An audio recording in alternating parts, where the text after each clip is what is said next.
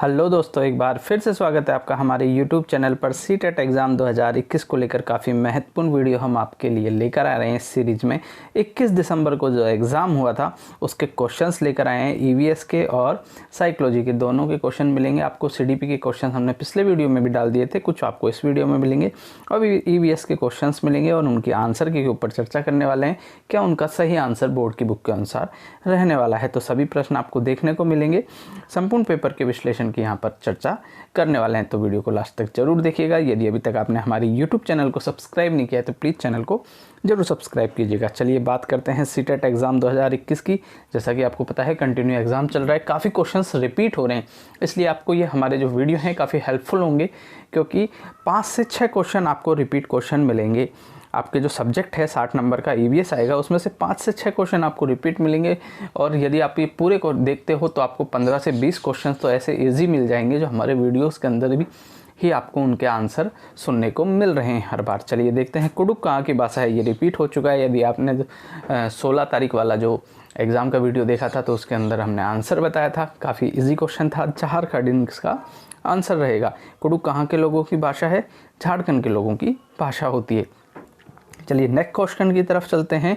निम्न में से कौन सी एक पर्यावरण अध्ययन की उप थीम है? आपको पता है पहले वाले क्वेश्चन में थीम के बारे में आया था और इसमें उप थीम आ गया, तो ये भी कंटिन्यू क्वेश्चन हो जाता है कि उप थीम कौन सी है। यदि आपको थीम पता है तो आप उप थीम को निकाल सकते हो। यात्रा, भोजन और पानी और संबंध, 4 ऑप्शन दिए हुए हैं आपको, यात्रा, संबंध, भोजन और पानी। तो इसमें से यात्रा, भोजन और पानी तो क्या है? थीम है, लेकिन संबंध क्या है? उप थीम के अंदर आता है। तो ये भी इसका राइट आंसर हो जाएगा, क्योंकि आपको हमने पहले ही बता दिया था वीडियो के अंदर कि यात्रा, भोजन और पानी ये क्या है? थीम के अंदर आती है। चलिए नेक्स्ट क्वेश्चन है, गांधी जी के बारे में पूछा गया था। लैंग्वेज कुछ थोड़ी बहुत ऊपर नीचे हो सकती है, क्योंकि लैंग्वेज जो पेपर की आती है वो थोड़ी बड़ी भी होती है क्वेश्चंस की, और कुछ घुमा फिरा के दिया जाता है। हम आपको थोड़ा इजी तरीके से, जैसे कि हमें स्टूडेंटों ने बताया क्वेश्चंस के टाइप किस प्रकार के आए थे, कौन से क्वेश्चंस आए थे, वो हमने पूरे बनाने की कोशिश की है। चलिए सेकंड क्वेश्चन था, गांधी जी के द्वारा दांडी यात्रा का शुभारंभ कब किया गया? आपको पता है, अब क्वेश्चन कैसे भी आ सकता है कि दांडी यात्रा किसके द्वारा की गई, तो गांधी जी के द्वारा की गई। और कब की गई थी? सन 1930 के अंदर इसका शुभारंभ किया गया था। चलिए नेक्स्ट क्वेश्चन की तरफ चलते हैं। कंप्लीट क्वेश्चंस आपको मिलने वाले हैं इसमें, इसलिए वीडियो को क्या करना है, लास्ट तक जरूर देखना है आपको।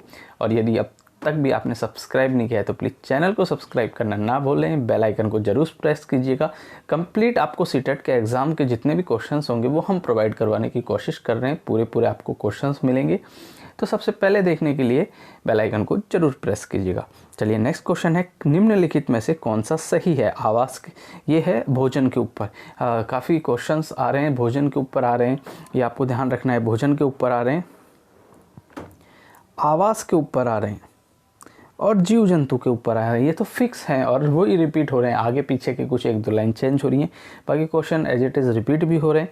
तो चलिए केरल के अंदर क्या होता है, देखिए मिलान करना था इसमें। तो केरल के अंदर क्या होता है? केरल के अंदर टेपियोका, ये इसका सही आंसर है। दूसरा है गोवा के अंदर क्या होता है, क्योंकि आपको पता है गोवा के अंदर क्या है, नारियल के तेल है, नारियल के पेड़ हैं, इसलिए क्या है, नारियल में मछली खाई जाती है। तीसरा है कश्मीर के अंदर क्या होता है? कश्मीर के अंदर होता है सरसों के तेल में बनी हुई मछली खाई जाती है। चौथा है नागालैंड। ये हमने 4 इस तरीके से बना दिए। इसमें भी पूछा गया था, इसमें शायद पूछा गया था आपका, जैसे टेपियोला का पूछ लिया है, आपका ये पता है। और सरसों वाला पूछा था, जिसका आंसर होगा सरसों के तेल में बनी हुई मछली, तो ये क्या होगा? कश्मीर। ये वाला पूछ लिया। अब हो सकता है नागालैंड पूछ ले आपसे कि, है ना, कि नागालैंड में क्या होगा, तो बांस के कोपर पाए जाते हैं, इस प्रकार। तो ये क्या है, रिपीट करने पे आपको क्वेश्चंस काफ़ी इजी नज़र आएंगे। चलिए नेक्स्ट जो क्वेश्चन आया था वो ओक के ऊपर आया था। ओक के ऊपर पहले भी क्वेश्चन आ चुका है। रेगिस्तानी ओक के बारे में निम्नलिखित कथनों का अध्ययन कीजिए।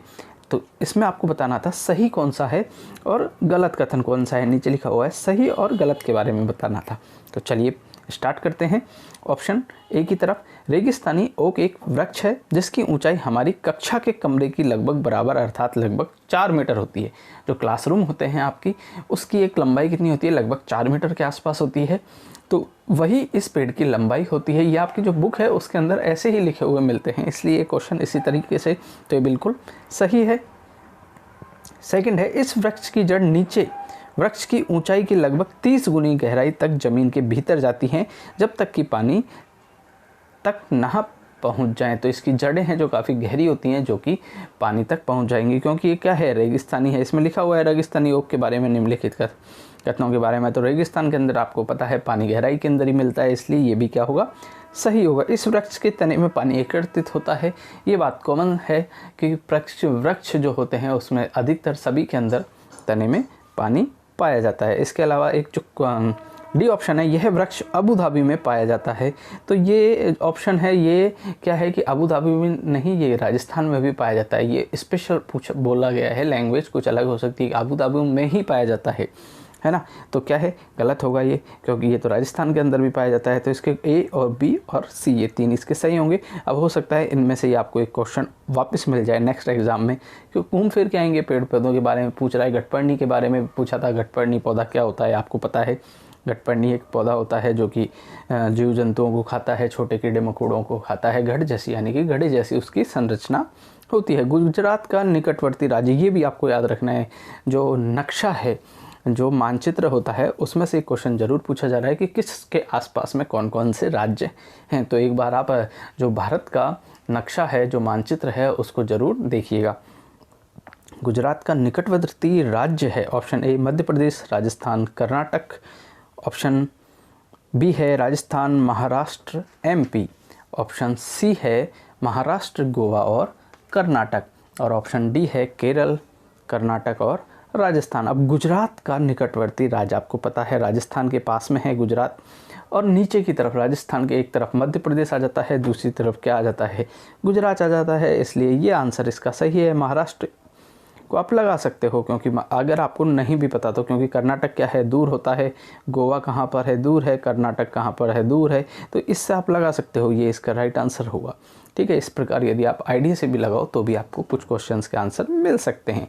ये भी काफ़ी इंपॉर्टेंट क्वेश्चंस देखिए, हमने कहा था जीव जंतुओं जानवरों के बारे में आ रहा है, और कुछ हैं स्लॉथ है, मंकी है, आपका हाथी है, आपका उल्लू है, आपका कबूतर है, आपका कौवा है, आपकी मैना है। इनके बारे में ही क्वेश्चन घूम फिर के आएंगे। मनुष्य की तरह 360 तक घुमा, जो अपनी आंखों को 360 डिग्री तक घुमा लेता है, जैसे मनुष्य घुमाता है ना, आप ऊपर नीचे घुमा के देखिए आपकी आंखों को। इसी प्रकार किसकी आंखें होती हैं? ऑप्शन ए है बाज की, बी मैना की, सी उल्लू की, डी कोयल की। तो इसका राइट आंसर क्या होगा? देखिए, इसका राइट आंसर होगा उल्लू। उल्लू की जो आंखें होती है ना, वो 360 घूमती हैं, ये आपको ध्यान रखना है। अब इसके अलावा जो कोयल होती है, ये किस में, ये अलग किसी अन्य जानवर के उसमें अंडे देती है अपने। ठीक है, ये आपको ध्यान रखना है। चील का रहता है कि सबसे ऊंचाई पर कौन घोंसला बनाता है, सबसे ऊंचाई पर कौन घोंसला बनाता है? चील बनाती है। सबसे ऊंचाई पर चील, या बाज का जो भी ऑप्शन आपको मिल जाए, चील बनाती है सबसे ऊंचाई पर घोंसला। और सबसे ऊंचे पेड़ की डाली पर, कोई पेड़ है उसकी ऊंची डाली पर कौन बनाता है, उसका आंसर अलग आएगा, उसका आंसर आएगा कौवा। ठीक है, इस प्रकार इसके आंसर अलग अलग हो जाएंगे। चलिए नेक्स्ट क्वेश्चन है आपका, ये भी इंपॉर्टेंट है। एनीमिया के रोगी या लौह तत्व की कमी वाले व्यक्ति को अधिक मात्रा में सेवन करना चाहिए। जो क्वेश्चन आए थे वो यही थे इनके आंसर, लेकिन हमने उन क्वेश्चंस में कुछ ऐड कर दिया कि आपको नेक्स्ट बार थोड़ा सा भी घुमा फिरा कर दे दे तो आप उसका आंसर सही लगा सको। इसलिए एनीमिया के रोगी या लौह तत्व की कमी वाले व्यक्ति को अधिक मात्रा में क्या सेवन करना चाहिए? तो जो एनीमिया के रोगी होती हैं उनको आंवला, पालक, गुड़ और हरी पत्तेदार सब्जियां, ये ऑप्शन में मिल सकता है, इनमें से कुछ भी मिल सकता है, तो वो उसका राइट आंसर होगा। एनीमिया के रोगी को जो लोह तत्व की कमी हो जाती है उनको इनकी सलाह दी जाती है। चलिए नेक्स्ट क्वेश्चन की तरफ चलते हैं। घटपर्णी पौधा जिसकी हम बात कर रहे थे, घटपर्णी काफ़ी इंपॉर्टेंट रहता है। घटपर्णी पौधे के बारे में सत्य कथन है, तो इनमें से आपको फिर से भी मिल सकता है, कोई भी एक लाइन का क्वेश्चन मिल सकता है। मुंह छोटी छोटी कंटियों से ढका होता है, इसमें क्या बताना है? सत्य कथन बताना है। ऑप्शन बी है भारत में नहीं पाया जाता है, लेकिन आपने पढ़ा है कि भारत में तो पाया जाता है तो ये भी इसका गलत हो गया, क्योंकि इसमें छोटी छोटी कंटियों से नहीं ढका रहता, भारत के अंदर पाया जाता है, कीड़े मकोड़ों को खा जाती है। कठपर्णी होता है वो कीड़ों मकोड़ों, बिल्कुल सही बात है, कीड़े मकोड़ों को खा जाती है।